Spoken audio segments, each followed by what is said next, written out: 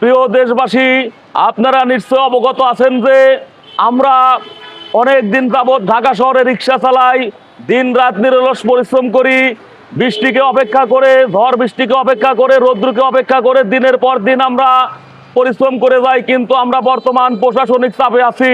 Police প্রশাসন আমাদের গাড়ি রাস্তায় চালাতে দিচ্ছে না, গাড়ি ধরলে 3000 টাকা জরিমানা নেয় এবং আমাদেরকে অনেক হয়রানি করে। আমি মাননীয় প্রধানমন্ত্রী জনাব তারেক রহমানকে বিশেষভাবে অনুরোধ করছি, আপনি আমাদের দিকে তাকান। আমরা খেটে খাওয়া মেহনতি মানুষ, আমরা বাঁচলে দেশ বাঁচবে। তাই আমি মাননীয় প্রধানমন্ত্রীকে বিশেষভাবে অনুরোধ করছি, আপনি আমাদের রোড পারমিশন দেন, আমরা যেন রোডে চালাতে পারি গাড়ি। আপনি যদি আমাদের রোড পারমিশন না দেন তাহলে হাজার হাজার মানুষ বেকার হয়ে যাবে।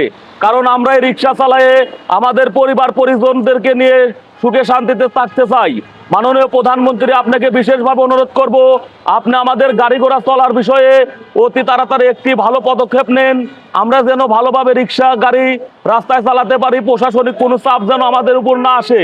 আর যদি আপনি এরকম আপনার প্রশাসন দিয়ে যদি আমাদের চাপ দেন তাহলে আমরা বাধ্যতামূলক আন্দোলনে নামতে বাধ্য হব। তাই আমি মাননীয় প্রধানমন্ত্রীর কাছে সবিনয় অনুরোধ করছি, আপনি আমাদেরকে রাস্তায় চলার পারমিশন দেন।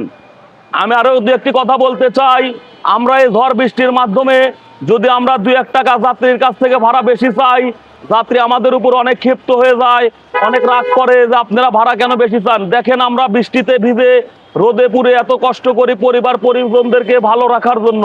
তাই আমি বিশেষভাবে অনুরোধ করব, সকলে রিক্সাওয়ালাদের সাথে ভালো ব্যবহার করবেন এবং সকলের সুস্বাস্থ্য এবং দীর্ঘায়ু কামনা করে আমি আমার কথা শেষ করলাম।